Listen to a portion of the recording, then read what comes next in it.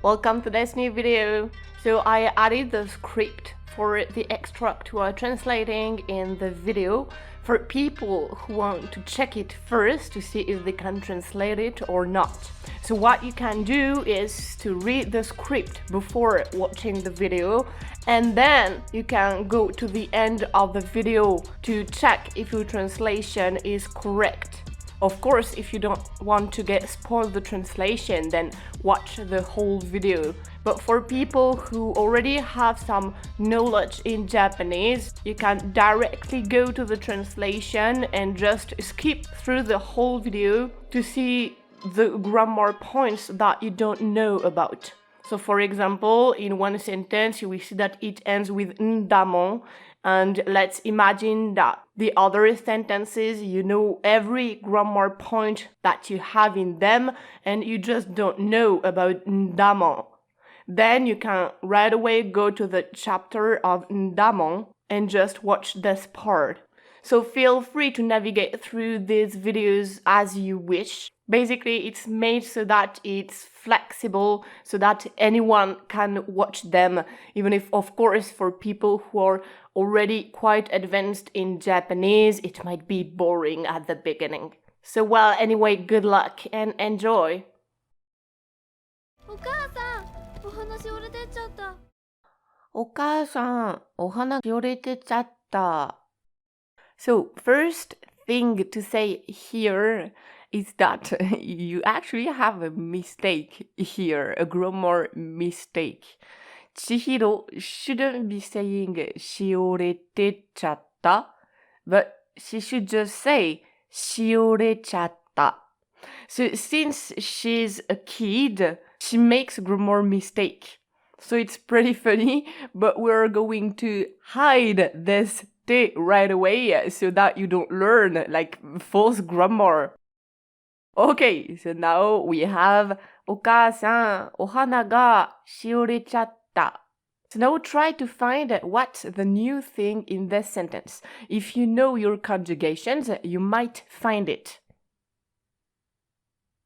So the new thing is this ちゃった. Because if it was just past tense, it would then be しおれた. But you have a cha and a little tu that appears and we don't know why. So, ちゃった comes from てしまった, which would be in polite form てしまいました. So this is the てしまう form. So a te form, and then you add しまう. So we've studied the te form in itself, but know that the te form is also used as a base to add many different things after it to kind of form some new grammar expressions. So here, of course, the te form won't be translated by end. It's not an actual te form. It's just here so that you can add shimau after it. And so this te shimau is used when you want to express regret and or something done by accident. So when you add te shimau on a verb, you are saying that the action of this verb was not done willingly, or that you regret it, etc., etc. So basically, it's when you want to add the nuance of oops or oh no to your sentence. So there's te shimau in many sentences. You won't even be able to translate it in English because it's like too subtle. We have nothing in English to express that. And this is why I always tell you to ignore the sentence endings, because anyway, in English, in many situations, you can't even translate them because it's just a whole bunch of nuances that we don't even have in our languages. So this sentence is the same as if you would say お母さん、お花がしおれた. It's the same, it's just that you have kind of a oh no nuance behind it, and that's it. And so, te shimau becomes chau. So it's the colloquial form. In Japanese, you have many contractions. They are very common when you speak, in oral speech. And so in speech, in casual speech, you will use chatta instead of te shimatta. Then this shimau conjugates as a godan verb. You see, it conjugates just like kau, for example. So the past tense will be ta with the little tsu, since it ends with u, so te shimatta, and the polite form will then be te shimai, shimaimashita. You see, the u becomes i. So no surprise here, it works just like a verb. And of course, it can also be in non-past tense, no problem. Then maybe you have another question, so try to think about it. So the other question is that you don't have any particle after ohana. And indeed, if it was written language, you would have to place a particle after ohana. But in speech, you will see that many particles are omitted. So for the moment, as beginners, I recommend that you never omit a particle. So yes, you won't sound very natural, but first you have to master the particles before trying to omit them. Plus, it's quite complicated to know when to omit a particle, when not to omit it.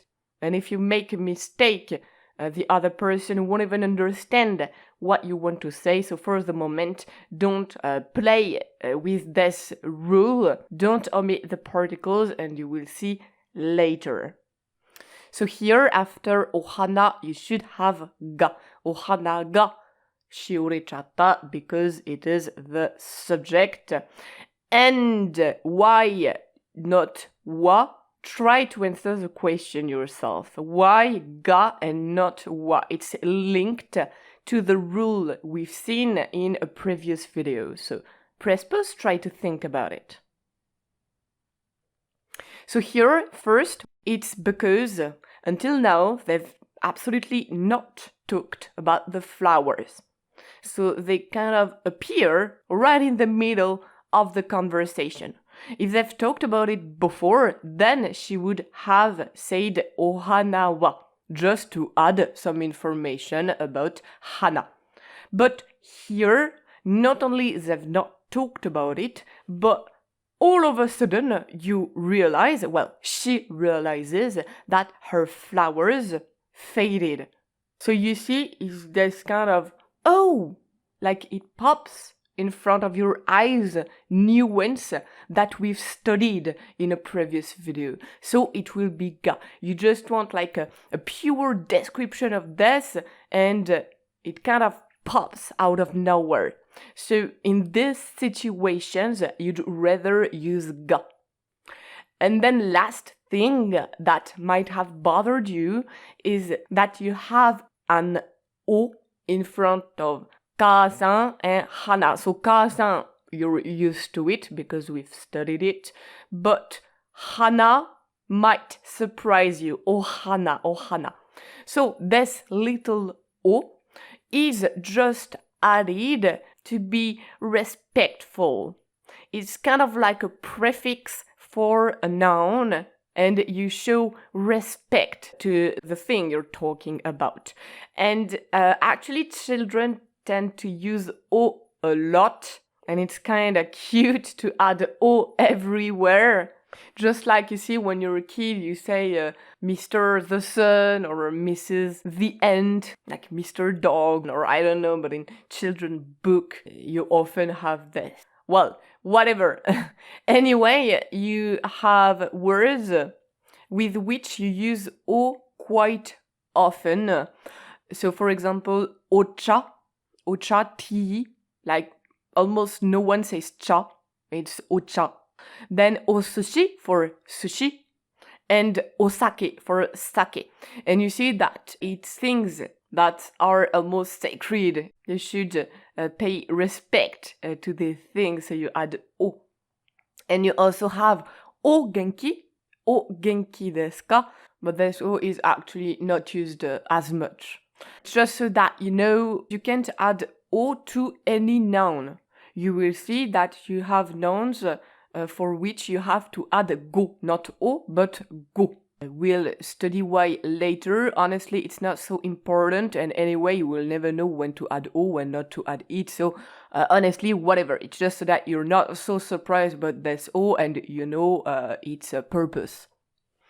And so the sentence is very easy. Try to translate it. Press pause. And so, お母さん, mom, お花が my flowers, and we know it's the subject. しおれちゃった faded, and like a smiley at the end to show, oh no, they faded. She regrets it. She's upset about it, so ちゃった。あなたずっと握りしめてるんだもの。Then the mother answers, あなたずっと握りしめてるんだもの。So here, once again, you should be able to translate it. The only thing that might be confusing is that you have 握りしめてる instead of 握りしめている. So it is a ている form. So remember, the ている form can be used to indicate an ongoing action or even an ongoing state. So something that is currently happening, etc., etc. And so once again, in speech, contractions are very common. And so for the ている form, you will almost never hear the I. The I is almost always omitted in speech and even more in casual speech. So instead of having ている, you will have てる, and of course it works for every tense. Just so that it's clear, you can of course conjugate the ている form to any tense. And it follows the いる pattern, the verb いる, but いる is an ichidan verb. So, well, it follows the ichidan verb's pattern. So, you have 握りしめています、ている、ていました、ていた、ていません、ていない, etc., etc. You see that it's just like a verb, no problem.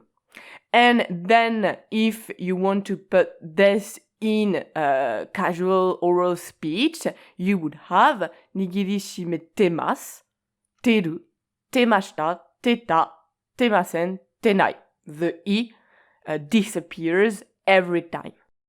And so here is the conjugation for the verb いる. So as I told you, nothing surprising here. But since it's a verb that you will see all the time, and you see that not only it's a verb, but you can also use it in some grammatical forms, well, learn it by heart so that you're sure that you completely master it. And then just know that for any verb, godin or ichidan or anything, for the plain form or the casual form, the dictionary form will end with an u sound.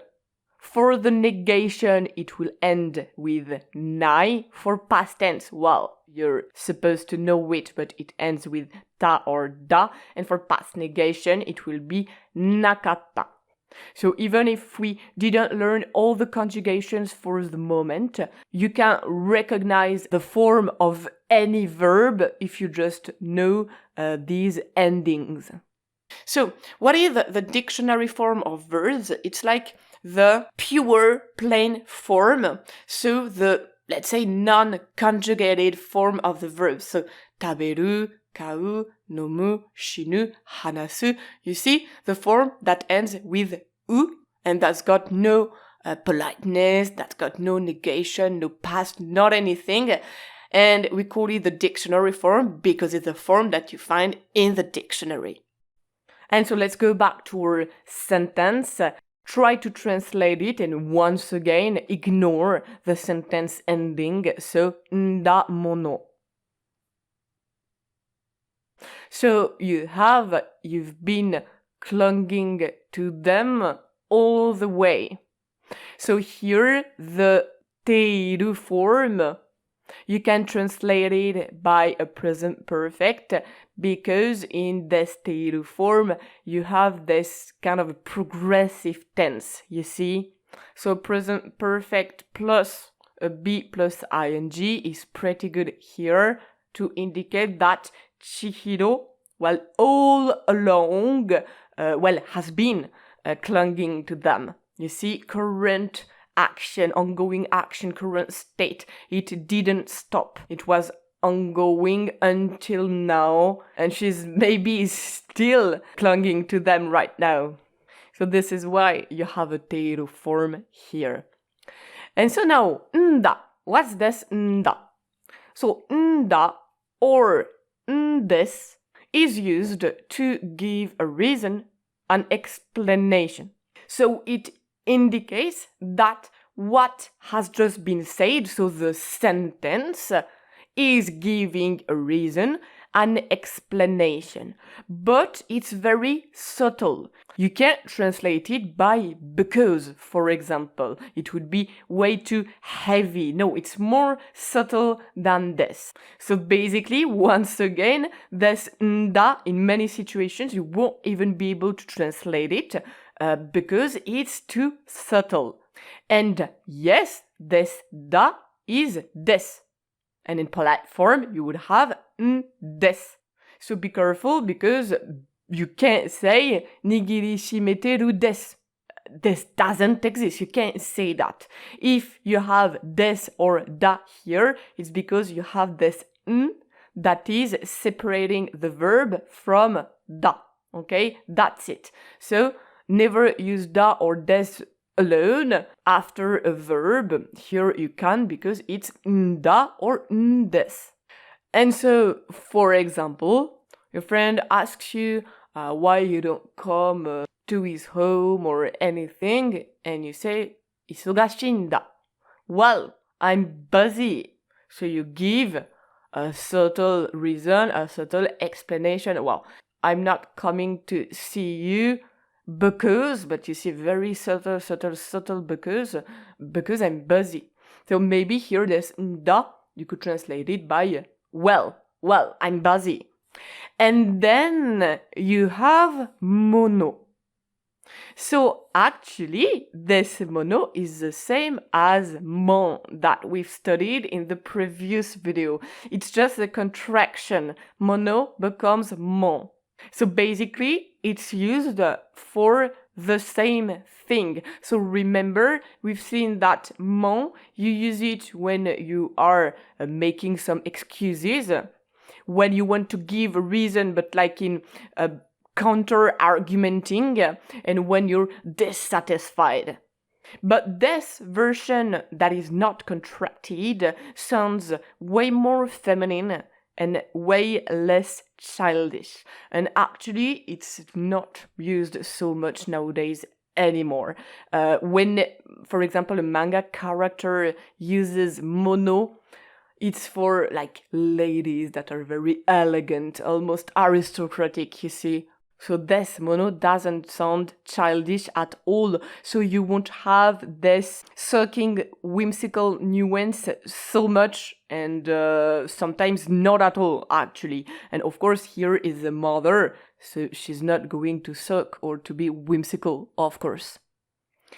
And so here, when you combine nda plus mono, then you indicate the listener that what you've just said, that your sentence is telling the listener a good reason for what happened, and often with a counter-argumenting nuance. So Chihiro just said, oh no, my flowers faded. So she complains, and then her mother says, well, no wonder. You've been clinging to them all the way. So she explains her why she's giving her a good reason why her flowers faded. And besides, you feel that she's counter-argumenting with maybe a little bit of a dissatisfaction, like, calm down, Chihiro, stop clunging at your flowers like this. You see? So stop complaining about the fact that they faded because it's your fault. This is kind of the nuance that Mono adds. So I'm a bit exaggerating. The mother is not scolding Chihiro, but you have this little counter-argumenting thing that we still feel here. And so, as I've just told, if you want to try to translate this nda and this mono, you can add, well, no wonder, at the beginning of the sentence, and it works pretty good to translate the nuances added by these two words. And last thing, never use anata. And that's it. I'll explain why one day, but you see that here the mother uses anata, but never do this. Never use anata to say you in Japanese. In Japanese, when you want to say you use the name or the title of the person. You never use anata. In 90% of the situations, if you use anata, you will sound either very cold or even insulting. So never use anata. お家に着いたら水切りすれば大丈夫よ。 And then the mother adds, お家に着いたら水切りすれば大丈夫よ. So here, once again, try to find what's new. Press pause. So two things. First, you have ra after a verb. So you see that you have tsuita. Okay, if you know your conjugations, you know that tsuku becomes tsuita in past tense, plain past tense. So remember, ku becomes ita. Like students forget it all the time, but ku becomes ita. So you have a past tense and then ra. And second thing, you have something weird. Instead of having suru, you have sureba. So first, this verb plus tara. So a ta form, plain past, plus ra. You can translate it by if or when. It depends on the context. So you have to find if, when, or if fits the most. I won't get into details here. Just remember this for the moment. It will be enough. We'll see later what is tara exactly, and then what is ba exactly. So this ba, on the opposite, you can only translate it by if. Ba is like the very basic pure conditional. So it's if, not when, just if. And so you see the problem coming is that if tara can be translated by if, and if ba can be translated by if, then when do we use tara and when do we use ba? And so you're also starting to understand what's the most complicated part of Japanese. The most complicated part of Japanese is that actually you never know what to use. You have like 10,000 ways of saying one thing, for example, if, and you don't know if you should use tara, if you should use ba, and spoiler alert, you also have nara, you also have to, amongst other things. But for the moment, whatever, okay? Just remember that tara, you can translate it by if or when, depending on the sentence, and ba, you can translate it by if. So once again, same thing as usual, of course, the if or the when, you place it at the beginning of the clause. In Japanese, tara is on the verb and thus indicate that what's before is a condition. And so in English, we have to add if at the beginning of a clause to indicate that what comes next is a condition. Well, blah, blah, blah, you see it's the same as toki, as node, etc., etc. So basically in Japanese, it comes at the end of the clause, while in English, most of the time, it comes at the beginning of the clause. And so here, nothing very difficult actually, because you can just translate like almost literally, so press pause and do it.